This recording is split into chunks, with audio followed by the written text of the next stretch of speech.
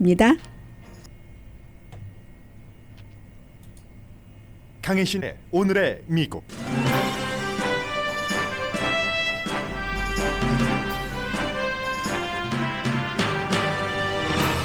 미국이 한국에 백신 지원을 할 가능성이 높아 보입니다.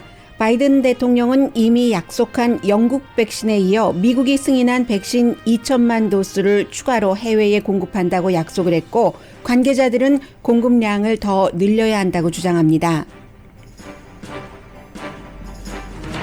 바이든 대통령은 이스라엘과 팔레스타인 무력 충돌 8해 만에 휴전을 지지한다는 성명을 밝혔습니다.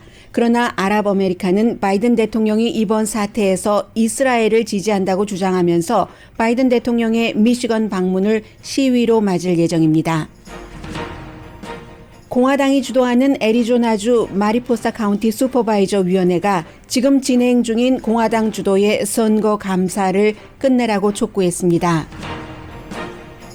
미국에서는 거의 50년 만에 낙태가 불법이 될지가 주요 관심사입니다. 여론과는 반대로 각 정부에서는 낙태 금지나 제한이 유행처럼 번지고 있고, 낙태에 반대하는 신임 여성 연방 대법관에 의해 결정될 가능성이 높습니다. 가솔린값 인상이 곧 멈출 것 같지 않아 보입니다. 아마존이 스트리밍 업계의 탑이 되기 위해서 MGM 인수를 추진합니다. 아마존 CEO 제프 베조스 집 앞에서는 연수입 100만 달러 이상의 부자로 구성된 조직이 시위를 했습니다. 돈을 그렇게 많이 벌면서 기업 세금은 9.4%만 냈으니 부끄러운 줄 알라는 주장입니다. 여러분 안녕하십니까? 오늘의 미국 강혜신입니다. 이제 미국이 세계적으로 여러 가지 중요한 이슈에 대해서 다시 지도국의 역할을 하겠다라고 바이든 신임 대통령이 선언을 하고 나서 지금 이번 주가 굉장히 이제 중요한 시험대입니다. 하나는 백신 공급, 또 하나는 이스라엘 팔레스타인 무력 충돌입니다. 그리고 이 두 가지는 전부 한국과 연관이 있습니다. 먼저 백신 문제부터 전해드립니다. 백신은 문재인 대통령이 이번 주 미국 날짜로 오늘의 미국 진행되는 동안 아니면 끝나고 나서 바로 정상회담, 또 그 사이에 사진 찍기, 정상회담 이후에 기자회견 같은 것이 진행될 예정인데, 지난달에 미국 대통령은 6천만 도수의 아스트라제네카, 미국에서는 아직 식품의약국이 승인하지 않았기 때문에 그래서 미국 사람들에게는 이 아스트라제네카가 투여되지 않고 있습니다. 그러나 어쨌든 미국은 이것을 확보하고 있고 확보할 수 있고 6천만 도수 2번 맞아야 되니까 3천만 명이 맞을 수 있는 것을 미국이 기부를 하겠다고 했습니다. 그리고 어제 다시 2천만 도수를 추가로, 이 2천만 도수는 미국 백신이기 때문에 파이저, 바이오엔텍이거나 아니면 모더나 또 제3의 존슨앤존슨이 되겠죠. 추가로 전체적으로 합쳐서 8천만 도수, 그러니까 4천만 명이 맞을 수 있는 정도를 다른 나라에 어떤 형태로든 지원을 하겠다고 했고, 그것이 앞으로 몇 주일 안에 이루어집니다. 6월 말까지라는 얘기예요. 그 뒤에 당연히 더 지원할 수도 있죠. 그렇게 하면서 바이든 대통령이 얘기했었던 것이 굉장히 중요한데, 바다가 아무리 넓고 벽이 아무리 높아도 이 정말 가혹한 이 바이러스가 우리의 사람들의 안전을 지켜주기에는 부족하다. 걷잡을 수 없이 퍼지는 질병이 다른 나라들을 황폐하게 하고 있고, 다른 나라들이 황폐해진다는 것은 곧 미국에, 우리에게도 위험이다라고 얘기를 했습니다. 아스트라제네카의 경우는 이미 3월 달에 멕시코와 캐나다에 400만 도수를 지원을 했습니다. 그리고 어제 바이든 대통령이 얘기하는 거 들어보니까 세계 리더의 반 정도가, 정확하게 반 정도라고 얘기를 하다가 40%라고 또 말을 했어요. 40% 정도가 말하자면 백악관에 전화를 걸던 어떤 형태로든 미국 정부에 백신을 저희에게도 좀 파세요, 주세요, 이렇게 요청을 한다고 지원을 했습니다. 그런데 지금 그 백신 전문가들은 미국이 8천만 도스를 지원을 한다는 것은 이건 반창고다. 정말 뭐 어디에 묻은 그 코끼리 발바닥에 묻은 뭐 껌 조각밖에 안 된다라고 얘기를 하고 있습니다. 세계 인구가 얼마예요? 그리고 지금 특히 이제 바이러스로 고통받고 있는 국가가 많기 때문에 그런 얘기를 했고, 그런데 이제 바이든 대통령은 이 8천만 도스만 하더라도 다른 나라들이 또 다른 나라에 보낸 것보다 5배 많다. 이게 전부 바이든 대통령이 지금 얘기할 때는요, 백신은 중국과 러시아를 생각하면서 하는 얘기입니다. 그리고 다른 나라들은 백신을 또 다른 나라에 지원을 하면서 외교적인 것으로 이 문제를 하려고 하고, 말하자면 대가를 요구한다는 겁니다. 미국은 백신 지원을 하는 데 있어서 대가를 요구하지 않겠다. 글쎄요. 지금 백신이 이렇게 귀한데 귀한 물건을 지원을 하면서 요구하지 않는다는 게 맞는 말인지는 저는 모르죠. 바이든에게 물어봐입니다. 그래서 그냥 노골적으로 대가를 요구하지 않는다 하더라도 저쪽에서 이 정도를 받아가면 어느 정도는 해야지 된다는 것을 글쎄 말하지 않는 거래 같은 것이 있지 않을까요? 뭐 그런 정도는 상상이 됩니다. 바이든 대통령은 대가를 요구하지 않을 것이며, 우리는 미국은 미국의 가치로 세계를 리드하기를 원한다. 그리고 우리의 혁신과 독창성으로, 이 혁신과 독창성이 뭐 비슷비슷한 시기에 백신이 만들어지기는 했습니다만 미국이 제일 먼저 그래도 만들어졌잖아요. 그 같은 혁신과 독창성을 얘기를 하고요.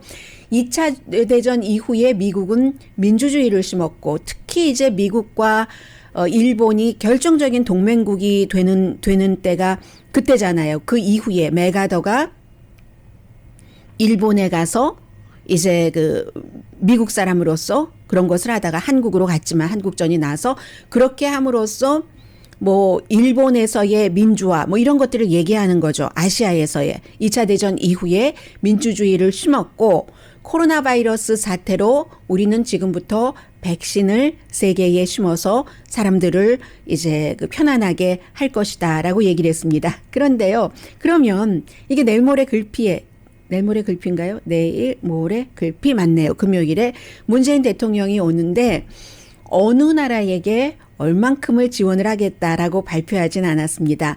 그런데 이제 상상할 수 있는 것 아니겠어요? 지금 백신을 다른 나라와 공유하겠습니다. 지원하겠습니다. 세계 리더인 미국 대통령이 이런 발표를 하고, 그 직후에 곧 오는 다른 나라 정상이 백신을 요청하는데 no way, 안 주겠어요? 그러므로 지금 문재인 대통령이 특별한 변수가 없는 한 백신을 얼만큼 가져갈 수 있느냐이지 바이든 대통령에게 약속을 받을 것으로 보입니다. 상식적인 생각입니다. 그러나 세상에는 상식을 뛰어넘는 돌발 변수가 있기는 합니다. 그러면 미국은 대가를 요구하지 않겠다고 얘기는 했지만 지금 그 한국이 중국과 더 가까워? 미국과 더 가까워? 그리고 이제 미국이 주도하는 여러 가지 기구 같은 것이 있잖아요. 아시아에서도 몇 개국, 아직 한국이 가입하지 않은 그런 것을 은근히 압박은 하겠죠. 문재인 그 대통령이 어떠한 그 답변이라든가 이만큼은 내줄 수 있어 하고 가져오는지 보따리는 모르겠습니다만은 기본적으로는 이제 백신은 한국에 보내지지 않을까, 이렇게 희망 섞인 그런 추정을 해봅니다. 어느 정도로 지금 심각하냐면요. 대만의 경우가 코로나 바이러스를 굉장히 잘 잡은 국가로 알려져 있잖아요. 그런데 대만의 경우도 백신을 접종받지 않으면 코로나 바이러스에서 완전히 안전할 수는 없는데 국민의 1%만 접종받았고, 일본은 뭐 한 3.4% 정도인데, 이 일본의 경우는 어제는 국민들이 여름에 올림픽을 열지 않기를 바란다. 14%만이 예정대로 올림픽을 열길 바란다라고 했잖아요. 그런데 이제 또다시 일본의 의사협회도 도쿄에서 이런 데서 시위를 하면서 절대로 안 된다. 절대로 일본 도쿄 의사협회가 총리에게, 수가 요시히데에게 이 여름에 이걸 열면은 큰일 난다 하고 편지도 보내고 또 그 도쿄에서 시위도 하고 하니까 총리는 외국인 관객이 없기 때문에 우리가 철저하게 안전하게 할 것이다라고 얘기를 하고 국제올림픽위원회는 또 돈이 걸렸잖아요. 이만큼 연기를 해왔는데 그래서 뭐 괜찮다 하는 식인데 그만큼 미국은 이제 성인의 적어도 60%가 한 번 정도는 백신 접종을 받았다고 하지만 일본 3.5%네요. 조금 늘어났네요. 3.4%에서. 그리고 뭐 대만 1%, 한국은 뭐 일본보다는 조금 많고 그렇게 되는 이 정도 일들 그만큼 다른 나라에서는 지금 미국이 조금 안전해 보여서 그렇지 굉장히 심각하고 미국이 점점 안전지대로 간다고 해서 다른 나라에 백신 공급을 하지 않은 채 미국이 완전히 알 수 없다는 것을 바이든 대통령도 알고 그것도 그것이지만 이제는 어느 정도 숨을 쉴 수 있게 됐으니까 다른 나라에 백신 외교를 안 한다 하면서 백신 외교를 하는 거죠.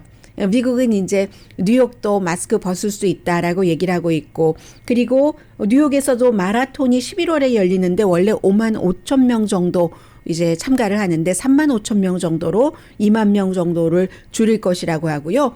캘리포니아주는 6월 달까지는 하루 만에 이게 연방질병통제국에서 발표한 것과 또 각 업소에서 발표한 것들이 달라져요. 그래서 기본적으로 여러분들께서 캘리포니아주에서는 주정부 방침은 6월 중순경까지는 마스크를 하고 다니는 것 이렇게 알고 계시면 되겠습니다. 이것과 다른 나라와 굉장히 그 비교가 되고 어쨌든 한국의 대통령이 오고 백신은 가져갈 것 같다. 여기까지가 이제 백신 내용이고요. 어제 제가 백신과 관련해서 하나 날짜를 잘못 말씀드린 게 있습니다. 이 코로나 바이러스 기간 산업 이게 다 비상 사태 때 미국이 어떠한 그 재정 그 추진 같은 것을 하고 경기 부양책을 만들어내는 건데 그 경기 부양책 안에 자녀 그 양육비가 그 포함이 된다고 하면서 집행 날짜를 6월 15일이라고 제가 잘못 말씀드렸습니다. 한 달을 영어로 줄라이라고 써 있는 것을 제가 그 스펠 숫자도 똑같잖아요. 빨리 희망했는가 보죠. 해서 저야 그런 그 어린 아이들이 없습니다만 여러분들 아마 생각했었던 것 같아요. 그래서 줄라이를 제가 그 준으로 잘못 봤습니다. 여러분들 은행 구자에 자녀분들 더 어린 자녀가 있는 분들은 한 달에 $300 일단 올해 말까지 그렇게 하고 다음해에는 또 세금 공제 혜택으로 하는 형태로 1년 동안을 합니다. 6개월 나눠서요. 그래서 7, 8, 9, 10, 11, 12 맞네요. 6개월. 그렇게 해서 7월 15일부터 은행 구자에 조금 나이 많은 자녀를 가지신 분들은 $250 매달 캐시로 지급이 되는 거예요. 올해 말까지는. 그러면 나는 아이가 $300 받을 수 있는 아이, $250 받을 수 있는 아이 하면 한 달에 $750를 정부에서 보조를 받게 되는 거죠. 그리고 이제 백신 외교가 하나 있고 또 하나는 오늘은 짧게 말씀드리겠습니다. 그동안 며칠 동안 그 비교적 방송으로서는 긴 시간을 할애를 했었기 때문에 이스라엘과 팔레스타인에 대해서 미국이 애매한 입장이라고 많이 말씀을 드렸습니다. 왜냐하면 이스라엘의 벤자민 네타냐후 총리도 팔레스타인의 하마스도 이것이 그 오늘 아흐레째인데 서로의 무력 충돌을 끝내기를 원치를 않기 때문에 미국으로선 참 애매한 거죠. 당사자들이 그럴 의도가 당사국에서 지도자들이 그럴 의도가 없는데 미국이 개입해서 뭘 이뤄내겠습니까? 그런데 지금 의원들은 개입해라 하고 의원들도 갈려졌어요. 예를 들어서요. 척 슈머 민주당 상원 원내대표의 경우는 민주당이잖아요. 민주당이 이스라엘에 대해서 강하게 좀 대통령이 얘기를 해야 된다. 팔레스타인 사람들 너무 불쌍하다. 물론 서로 공격을 한다고 하지만 게임이 되지 않으니까 200 몇십 명 죽을 때 이쪽에서 12명 죽고 이쪽에서 어린이들이 60명 이상이 숨지면 이쪽에서 2명 숨지고 균형이 맞질 않으니까 이스라엘 공습을 중단을 하라고 하든지 이런 형태로 이스라엘에 압박을 하라고 하는데 주로 이제 민주당 의원들이 많아요. 그런데 민주당의 최고 지도자인 척 슈머 상원 의원은 주이시입니다. 이 사람은 매년 주이시가 이제 주도하는 그런 데 가서 나는 아예 연설 앞에 연단에 써 있어요. 나는 이스라엘을 지지한다. 뭐 이런 식으로요. 그리고 계속 이스라엘을 지지하고 원래 척 슈머라는 정치인이 유대계를 기반으로 표를 얻고 돈을 얻어서 지금 민주당의 넘버원 정치인이 됐기 때문에 친 이스라엘일 수밖에 없습니다. 그의 피도 그렇고. 그런데 민주당에서는 자꾸만 팔레스타인 쪽도 생각을 해라 하고 얘기를 하니까 이게 당에서도 분열이 되는 거죠. 그래서 공개적으로 지금까지는 바이든 대통령이 이스라엘에 대해서 압박하지 않았고 지금도 마찬가지입니다. 어제도 벤자민 네탄야후 이스라엘 총리와 전화를 하고 나서 여드레 만에 처음으로 휴전이라는 단어를 썼습니다. 휴전을 양측에서 하기를 원한다. 관심이 없죠. 양측 지도자는. 그러면서 평화, 피스라고 얘기를 하지 않았습니다. 좀 가라앉히고 침착하고 하는 컴이라는 단어를 썼어요. 평화라는 단어 대신에. 그렇기 때문에 이스라엘에서는 어떻게 해석을 하냐면은 바이든 대통령의 이 같은 것을 이스라엘을 지지하는데 실제로 이스라엘의 방어권을 지지한다고 계속 말하고 있어요. 이스라엘을 지지하는데 지금은 끝내라. 공습은 끝내라. 이 정도로 받아들인다고 생각을 하고 있고 미국은 지금 시간도 없어요. 하도 해야지 될 일이 많기 때문에 내일 모레 이제 또 문재인 대통령과 회담해야지 되죠. 코로나 바이러스 여전히 굉장한 핫 이슈죠. 그리고 뭐 이스라엘 대사조차도 없으니까 시간도 없고 맨파워도 없고 스텝도 없고 또 당사국들이 저렇게 미적대고 있으니까 좀 안 들어가고 싶은 거예요. 깊이 현재로서는 그들에 달렸다. 그들이 진지하게 평화 협상을 원할 때다. 이렇게 얘기를 하고 있고 팔레스타인 내부에서도 그렇고 미국의 팔레스타인계 미국인들도 마찬가지로 더해라. 그게 뭐냐? 컴해라. 컴다운 해라. 이것은 이스라엘에 베네핏을 주는 거다.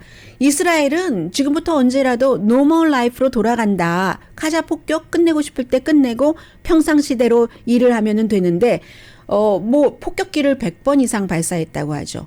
타겟이 65군데로 있어서. 그래서 왜 팔레스타인계 아랍계 아메리칸들이 바이든 대통령에게 더해라 하냐면은 지금 유엔의 안전보장이사회에서 이번 주 들어서 3번째 결의안 아주 더 강하게 이스라엘에 대해서 팔레스타인에 관한 폭력을 중지해라라는 결의안을 만들려고 하는데 미국이 이것을 3번이나 막았습니다.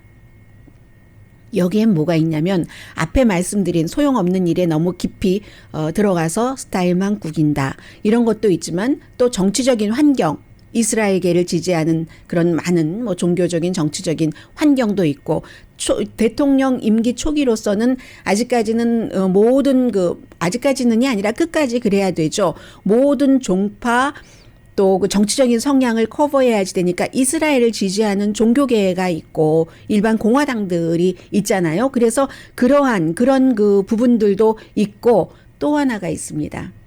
행정부가요 최근에 승인을 했는데요. 이스라엘에 7억 3,500만 달러 규모의 정밀한 폭격 장비들, 폭격물들 이런 것들을 파는 거죠.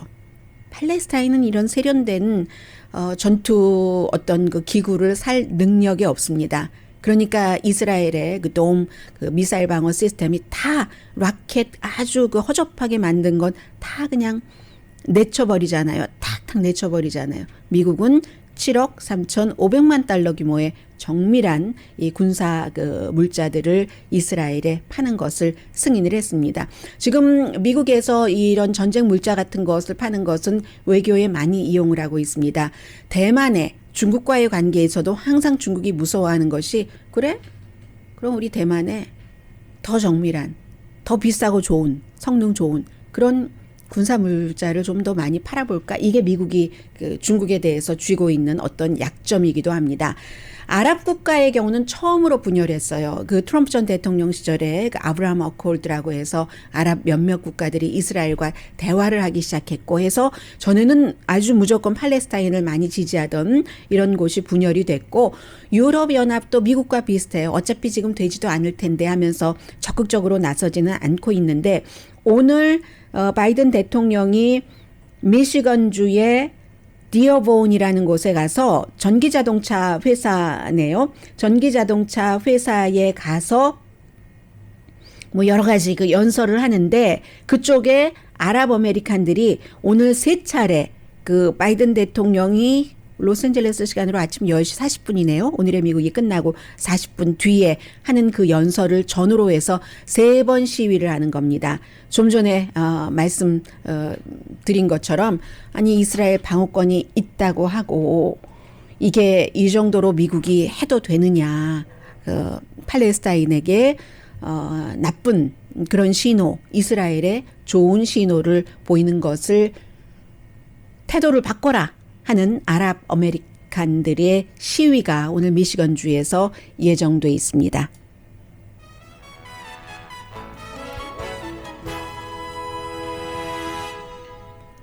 잠시 뒤에는 오랜만에 미국의 이제 정치적인 분위기 좀, 그게 곧 사회의 분위기이고, 트럼프 전 대통령 물러나고 바이든 그 대통령이 인앤아웃이네요. 버거는 아닌데 들어오고 나서 이게 어떻게 수습되고 있는가 하는 과정을 보여주는 미국의 혼돈을 이제 또 뭐 가려낼 것 가려내고 치유의 과정으로 가야 되잖아요. 아직까지 거기까지는 가지 않았는데, 아무튼 그 어디엔가에 있는 미국의 모습을 잠시 뒤에 전해드립니다. 라디오 서울 방송 오늘의 미국 듣고 계십니다. 네, 가솔린 값 조금 뒤에 말씀드리고요.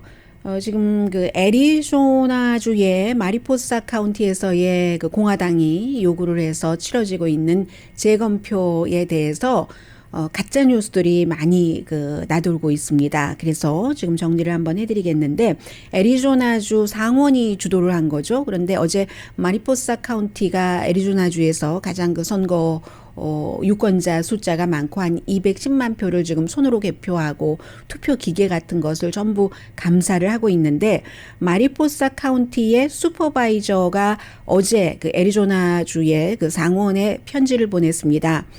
이것은 사실은 또 그 애리조나 주 안에서 선거와 관련돼서 공화당이 분열되고 있다는 것도 뜻합니다. 이게 어디까지 갈지는 모르겠어요. 트럼프 그 전 대통령의 충성파, 증거 없는 부정선거를 주장하는 충성파, 그로 인해서 지난주에 서열 그 연방 하원 3위인 리즈 체니 컨퍼런스 체어도 내쫓았죠. 내쫓은 거죠, 결국은. 그런데 이 마리포사 카운티, 정작 그 카운티의 슈퍼바이저 위원장이 보낸 편지에는 뭐라고 써 있냐면, 이 같은 재검표는 애리조나주를 우스꽝스럽게 만든다, 조롱거리로 만든다 라고 표현을 했습니다. 그 왜 미국 단어 중에서 laughing stock이라는 단어가 있잖아요. 웃음 스탁. 이게 이제 웃음거리, 조롱거리라는 거잖아요. 왜냐하면 너도 알고 나도 알고 다 아는데, 우리 슈퍼바이저 위원회 5명 가운데서 4명이 공화당이고, 그리고 의장 이름이 잭 셀러스인데, 잭 셀러스 의장도, 슈퍼바이저 위원회 의장도 공화당입니다. 우리가 다 이걸 해봐서 알고 또 검표하고 해서 아는데, 어떻게 외국에서 많은 표가 들어와서 이게 컴퓨터로 들어가서 이게 되느냐, 말이 되지 않는다는 얘기예요. 그리고 어제 그 공개 미팅에서 이제 더 이상 공화당의 부끄러운 부정선거 주장에 대해서, 질문에 대해서 답변도 하지 않겠다, 답변을 할 가치도 없다라고 얘기를 합니다. 마리포사 카운티의 데이터베이스가 전체가 지워졌다, 이런 것도 나와요. 이거 뉴스 아니에요. 가짜입니다. 가짜 주장입니다. 그것을 공화당 그 슈퍼바이저 위원장이 대꾸할 가치가 없다고 얘기를 하는 거고요. 그뿐만이 아닙니다. 마리포사 선거관리국장도 공화당이거든요. 이분은 그 스테판 위처시라고 어제 그 많은 그 언론과 인터뷰를 했는데 트럼프 전 대통령 커멘트 거의 미친 거짓말에 더 이상 대꾸하지 않겠다. 그러니까 선거관리국장도 공화당, 마리포사 카운티 슈퍼바이저 위원회 위원장도 공화당인데 다 이젠 더 이상은 대꾸하지 않겠다는 거예요. 왜냐하면 대꾸를 하면 그 말을 꼬고 삭제하고 해서 아주 이상하게 가짜로 만들어서 퍼뜨리니까 아직도 그런 것을 믿고 계신 분들이 있기 때문에 지금 무슨 뭐 베테랑스 무슨 건물이에요. 아무튼 그 군인과 관련된 제향군인과 거기서 재검표를 하고 있는데 일단 중단됐습니다. 고등학교 졸업식장으로 쓰고 있기 때문에 중단됐고 그리고 또 이 재검표를 감사하는 그 회사 자체가 플로리다주에 있는 한 번도 이 선거에 대해서 감사를 해본 적이 없는 사이버 닌자스라는 회사. 이 사이버 닌자스의 대표가 주구장창 2000년도 대선은 부정선거였다라고 주장해온 인물입니다. 그렇게 돼 있어요. 그리고 이제 케빈 맥카티 공화당 하원 원내대표가 얼마 전에 여러분들께 1월 6일 의사당 그 폭동 사건은 너무나 미국의 현대사에서 어쩜 가장 중요하게 기록될지 모릅니다. 그보다 더 극한 상황이 발생하지 않는 한이라는 전제 조건 아래 그 사건에 대해서 9.12 사태와 마찬가지의 초당적인 조사위원회를 만들어야지 된다 하는 것이 초당적으로 소위원회에서는 통과가 됐습니다. 그런데 그래서 이제 5명씩 양당에서 어떤 위원들을 임명을 해서 여러 가지를 역사에 남기자는 거죠. 이런 일들이 어떻게 일어났고 누가 주도를 했고 그 결과는 무엇이며 앞으로 이런 일을 어떻게 막을 수 있는가 하는 것을 이제 조사하기 위한 그런 것들을 하기로 소위원회에서는 합의를 본 거예요. 일단 합의를 봤는데 케빈 맥카티라는 그 공화당의 하원 원내대표가 나는 거기에 반대한다. 하원 원내대표가 반대하면 그 역할이 아주 크거든요. 그래서 지금 이것이 어떻게 될지 알 수 없고 그럼에도 불구하고 하원은 민주당이 많은 숫자 차이는 아니지만 다수당이기 때문에 통과될 가능성이 높습니다. 아마 통과될 거예요. 통과되면은 과반수니까 하원은. 그런데 이게 상원으로 가서도 완전히 그 위원회가 설립이 돼서 조사를 시작하려면 상원에서는 60표가 필요하거든요. 상원에서는 힘들어 보인다. 뭐 이런 것들이 그림이 지금 보이죠. 그리고 이제 이 케빈 맥카티에 의해서 전에 지지를 받았다가 케빈 맥카티에 의해서 쫓겨난 리스 체니 공화당 하원 의원은 선거가 내년에 치러지고 만약에 공화당이 다수당이 되고 다수당이 됐을 때 하원 의장 자리가 지금 케빈 맥카티 원내대표의 목표이기 때문에 그가 의장 선거를 하잖아요. 의원들끼리 뽑잖아요. 지금 한국에서도 대표 지금 특히 이제 뭐 젊은 사람이 정말 보수당의 대표가 되느냐 30대 아주 이슈잖아요. 그것과 마찬가지로 미국에서도 항상 그 대표를 뽑는데 특히 이제 그냥 대표가 아니라 다수당일 경우는 하원 의장 대통령 유고시 권력 승계 2위의 자리를 뽑기 때문에 본인이 그 자리에 굉장히 그 케빈 맥카티로서는 되고 싶어하고 그런데 리스 체니가 나는 그 공화당이 다수당이 된다 하더라도 케빈 맥카티를 우리의 그 연방 하원 의장으로 투표하지 않겠다라고 얘기를 했어요. 와이오밍주에서 뭐 인기가 있기도 하다고 하는데 반대도 많기 때문에 리스 체니의 당장 그 본인이 재선될지에 그것도 아직은 잘 모르겠습니다. 그리고는 이제 더 중요한 것은 가솔린 값인데요. 가솔린 값은 그 인상이 금방 멈출 것 같지는 않다 하는 게 오늘 악시오스가 여러 전문가들과의 인터뷰 그리고 자료들의 분석을 통해서 전한 겁니다. 특히 이제 악시오스가 이 같은 내용을 분석하고 할 때는 블룸버그를 많이 인용을 하는데요. 어제 2년 만에 지난 2년 사이에 가솔린 값이 최고였습니다. 그런데 이제 가솔린 값이 인상되면 항상 그 사업하시는 분들은 가솔린 값 자체도 걱정이지만 인플레이션을 걱정을 하죠. 뭐 여러 가지 그 석유가 들어가지 않은 제품이 없기 때문에 해서 뭐 디젤 값도 또 1년 전에 비해서 39.6%가 올랐다고 하니까 대단하네요. 디젤 값은 크루드 원유 값은 36.6%, 가솔린 값 1년 전에 비해서 53.2%. 여기에 뭐 여러 가지가 포함된죠. 다 알고 계시는 것처럼 이제 그 콜로니얼 그 파이프라인 문제가 있었고 여름이라서 수요가 막 증가되기도 하고 하는 것. 이렇게 되는 경우는 주식값 인상하는 주식값이 분명히 있죠. 엑소모빌이라든가 쉐브론이라든가 아니면 이제 좀 덜 익숙하지만 업계에서는 더 익숙한 뭐 옥시덴탈 그 페트롤리움 석유 회사 이런 회사들 주식값은 어제 많이 올랐고요. S&P 500 그 에너지 인덱스가 뭐 굉장히 좋았어요. 에너지 인덱스 다음으로 높은 것은 제정업계였는데 비즈니스는 소비자들이 고통을 받는 것도 걱정을 하고 소비자도 마찬가지죠. 지금 그 레귤러 그 가솔린 값이 갤런당 평균 3달러가 넘거든요. 그러니까 캘리포니아주가 뭐 4달러가 넘는 것이고요. 해서 소비자들이 그러면 소비도 안 하겠지와 물가가 다 또 올라가겠지 뭐 이런 것들이 있고 그리고 이제 파이프라인 해킹된 그 사건으로 인해서 아직도 주유소에 가솔린이 없는 주유소가 11,667군데가 늘어난답니다. 수요 늘어나고 이제는 코로나 바이러스도 백신 맞은 사람들이 늘어나고 있기 때문에 유나이티드 에어라인이요.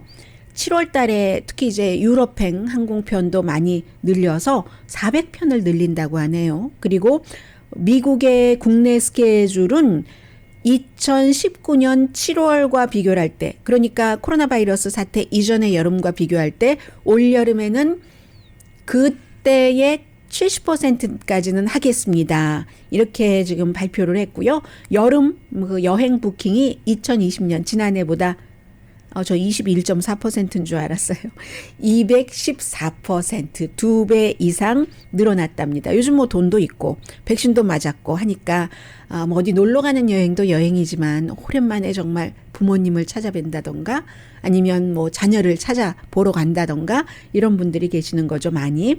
헤지 펀드와 매니저들, 머니 매니저들이요. 뭐 골드만삭스를 포함을 해서 오일값은 앞으로도 당분간 내려가지 않을 것이다. 조금 더 올라갈 것이다. 라고 예상을 하고 있습니다. 앞으로 6개월 정도는 적어도 그럴 것이라는 거예요. 원유값은 뭐 올여름에 한 배럴당 80달러 정도 되지 않을까. 이렇게 예상들을 하고 있는데 그럼 항상 상품값을 걱정하고 인플레이션을 걱정을 하고 이런 것들을 적절하게 통화 정책이라든가 여러 가지 경제 정책으로 조절하는 것이 행정부의 능력이죠. 네, 잠시 뒤에는 아마존과 관련된 뉴스를 전해드리겠습니다. 아마존 그리고 아마존 사주.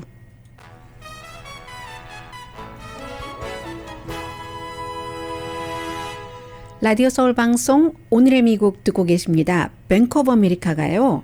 시간당 임금을 25달러까지 올린다고 하는데요. 지금 당장은 아니고요. 2025년에 그렇게 올린답니다. 그러면 2010년 이후에 121%가 오른다는 얘기라고 하거든요. 2010년도에는 시간당 14달러였고 지난해에는 시간당 20달러, 2019년에는 시간당 17달러였던 것을 이제 14달러, 17달러, 20달러인 것을 4년 안에 4년 뒤에 25달러로 올린다는 얘기입니다. 뱅크 오브 아메리카에서 오늘 발표하면서 한 얘기는 우리 직원들이 그들의 그 가족들에게 아주 충분히 많은 것을 더 해줄 수 있고 그러므로 인해서 아주 그 최고의 재능 있는 직원들을 우리가 계속 함께 직원들과 함께 일하고 싶습니다. 이런 얘기를 했고 뿐만이 아니라 이제 미국의 뱅크 오브 아메리카와 같이 일을 하는 그런 벤더들이 있지 않겠어요? 그 벤더들도 시간당 15달러 이상씩 해라 하는 요구를 한답니다. 이것은 말하자면 연방정부가 시간당 지금 뭐 7달러 얼마인데 15달러로 올리려고 추진하는 뭐 그런 것과 비슷한 거죠. 그래서 연방 계약자에게는 할 수가 있잖아요. 그 연방정부도 그래도 입찰하려면 해라 하는 식으로 뱅크 오브 아메리카도 마찬가지로 우리는 시간당 25달러를 지급할 건데 우리와 같이 일하는 벤더들은 적어도 시간당 15달러는 지급을 해야지만 우리와 같이 일을 할 자격이 있다 하는 얘기가 되겠고요. 그리고 이제 아마존 같은 경우는 이건 이제 미국의 엔터테인먼트 업계의 변화. 이것은 엔터테인먼트 업계에 관심이 있으시던 없으시던 새로운 아주 그런 추세이기 때문에 전해드립니다. 이 아마존이 스트리밍 서비스를 더 강화하기 위해서 MGM사를 이제 그 인수하는 것이죠. 우리가 보통 이제 MGM 영화사라고 보면 알고 있는데 이참에 한번 풀네임 불러드릴게요. 메트로 골드윈 메이어 스튜디오스 해서 메트로 골드윈 메이어 스튜디오스 이게 이제 MGM 영화사인 겁니다. 제임스 본드 영화 있잖아요. 락키 그 영화 제임스 본드와 락키 그리고 이제 텔레비전 쇼는 뭐 한국 분들이 많이 보시지는 않지만 뭐 보이스라든가 아니면 핸드메이드's 테일 이 한여 이야기인데요. 김기영 감독의 영화 제목은 똑같아요. 그런 것들을 아마존이 가지고 오고 싶어서 해서 아마 이 그 MGM 스튜디오는 시장에 이미 나와 있었어요. 12월 달부터 그 액수가 뭐 70억 달러에서 90억 달러 정도는 될 것이다 하는데 다 이게 미리 그 방향의 스트리밍 서비스 영화관 안 가고 이제 전부 저도 이 컴퓨터 영화 보는 컴퓨터거든요. 보는 그런 분들이 점점 늘어나고 있잖아요. 그래서 넷플릭스 많이 커졌죠.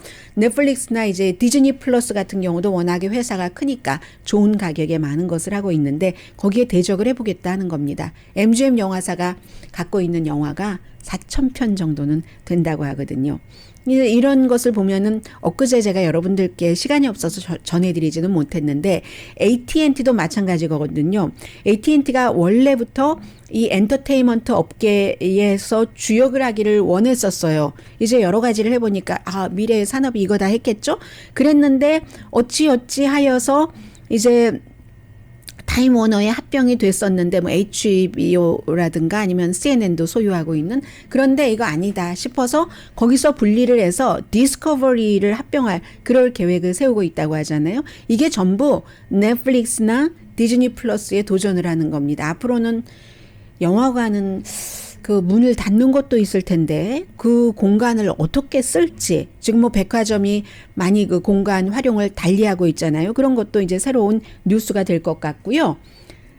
아마존의 제프 베조스 집 앞에서 어제 뉴욕의 그 콘도미니엄 그 아파트에서 사람들이 시위를 했는데 부자들이 시위를 했어요.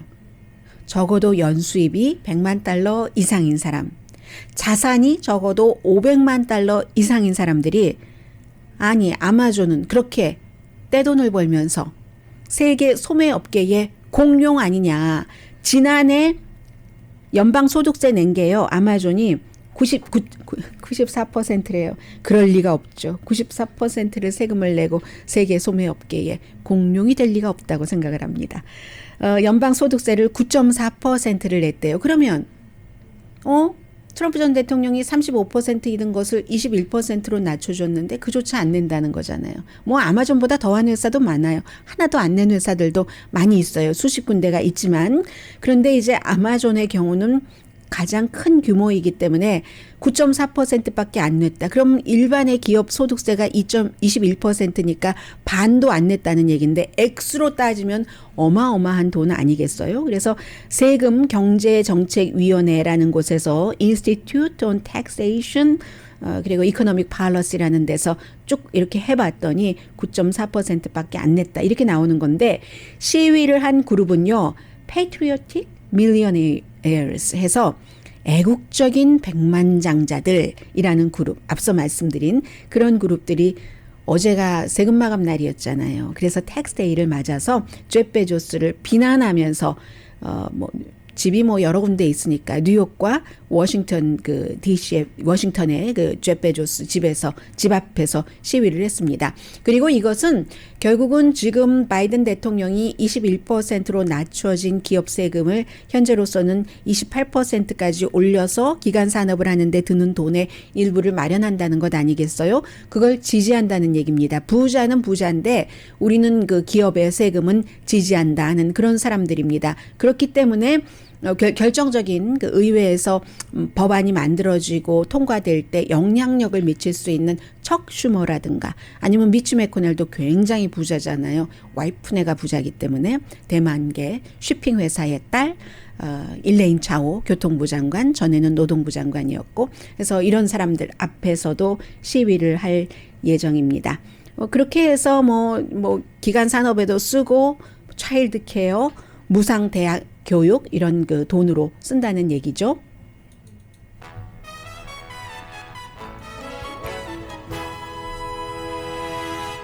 네, 라디오 서울 방송 오늘의 미국 듣고 계십니다. 혹시 지금 급하게 새로 들어온 뉴스가 있는가 한번 보면은요, 국방부에서 군인들의 소셜 미디어를 모니터링한다 하는 내용들 있네요. 이게 이제 뭐 의사당의 그 경관이라든가 아니면 군인들 가운데서도 여러 가지 그 정치 성향을 가지고 어떤 그 행동을 하는 그런 그 개개인이 있기 때문에 그런 일들이 나온다 하는 뭐 당연한 그 해석이겠죠. 그리고 그 밖에 또 새로운 뉴스가 있다면 어떤 뉴스가 있을 수 있을까요? 지금 조금 있으면은 그 바이든 그 대통령이 미시건을 방문을 하고 그리고 어제 제가 말씀을 드리려다가 자세히 말씀드리지 못했었던 게 있습니다. 미국에서 이제 그 여성의 낙태가 합법화가 된 게 뭐 74년부터 시행이 됐으니까요. 73년도에 연방 대법원에서 통과가 돼서 거의 40년이 되는데 로 앤 웨이드 그 법이었었죠. 그 당시에. 그래서 지금까지는 보통 이제 이 로 앤 웨이드 연방 낙태법에 따라서 24주일까지는 여성들에게 미국에서요. 낙태가 허용이 됩니다. 그런데 최근에 1월 달 이후에 한 그 500가지가 넘는 낙태 규제가 미국의 46개 주에서 이제 발효가 됐거든요. 이게 이제 로컬 차원도 있고, 그러니까 로컬, 시티, 카운티 아니면 주정부 이런 차원으로 해서 만약에 어제 말씀드린 미시시피 주의 낙태법을 연방 대법원에서 That's okay라고 판결을 내리면 그러면 미국의 20개 주에서 낙태를 완전히 못하게 되는 그런 경우입니다. 그러면 이게 뭐 40년 만에 로 앤 웨이드 낙태 권리, 그때는 낙태 권리를 헌법에 보장된 이제 여성의 권리다 이렇게 받아들여서 판결이 나왔는데 그게 40년 뒤에 뒤집힌 거예요. 더 그 과거로 40년 이전의 과거로 돌아가게 되는 건데 이게 또 왜 중요하냐면 미국 사람들 그 낙태에 대해서는 10명 가운데 6명이 대체적으로 전적으로 합법화해야 된다라고 얘기를 하던가 아니면 대부분의 케이스에 낙태를 허용을 해야지 된다라고 생각을 하는데 연방 대법관의 뭐 여러 명의 6대 3이지만 보수대 진보가 특히 에이미 코니 베렛이라는 여자 연방 대법관이 들어감으로 인해서 판결이 여기에서 갈려지게 되거든요. 왜냐하면 지난번에 그 남자 그 대법관들은 오히려 그 낙태를 강하게 규제한 것 같은 것을 반대를 하기도 했었거든요. 미시시피 지금 주 법이 어떻게 돼 있냐면 15주일 이후에는 낙태를 할 수 없게 돼 있습니다. 그리고 미시시피 주는요. 주 전체적으로 낙태 시술소가 한 곳밖에 없습니다. 백악관에요. 파리가 많아서 아주 지금 고생하고 있대요. 그런데 이 파리는 트럼프 전 대통령 때도 그랬고 오바마 전 대통령 때도 그랬고 사람 사는 데는 다 똑같은가 봐요. 백악관에서도 파리가 우글우글 꼬이고 있대요. 강예신이었습니다.